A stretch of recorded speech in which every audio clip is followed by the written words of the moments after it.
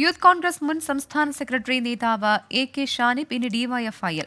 DYFI സംസ്ഥാന secretary V.K. Sanoj അംഗത്വം നൽകി ഷാനിബിനെ സ്വീകരിച്ചു. പാലക്കാട് ഉപതെരഞ്ഞെടുപ്പ് സമയത്ത് നേതൃത്വത്തിനെതിരെ കടുത്ത വിമർശനമുയർത്തിയ A.K. ഷാനിബിനെ കോൺഗ്രസ് പുറത്താക്കിയിരുന്നു. പാലക്കാട് ഉപതെരഞ്ഞെടുപ്പ് വേളയിൽ നേതൃത്വവുമായി ഇടഞ്ഞ A.K. ഷാനിബിനെ കോൺഗ്രസ് പുറത്താക്കിയിരുന്നു. തിരഞ്ഞെടുപ്പിൽ ഇടതുപക്ഷത്തിന് പിന്തുണ പ്രഖ്യാപിച്ച ഷാനിബിനെ CPM പാർട്ടി കൂടാരത്തിലേക്ക് ക്ഷണിച്ചു. ഇതനുസരിച്ചാണ് ഇന്ന് വൈകുന്നേരം 4 മണിയോടെ ഡിവൈഎഫ്ഐ സംസ്ഥാന സെന്ററിലെത്തിയ ഷാനിബ് സംഘടനയിൽ അംഗത്വമെടുത്തത്.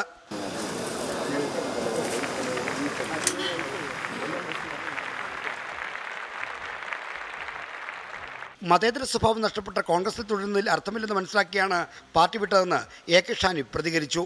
വർഗീയ ശക്തികളുമായി ചേർന്ന് അധികാരത്തിലെത്താൻ ഏത് മാർഗവും സ്വീകരിക്കാൻ ഒരു മടിയുമില്ലാത്ത പാർട്ടിയായിട്ട് കോൺഗ്രസ് മാറുകയാണ്.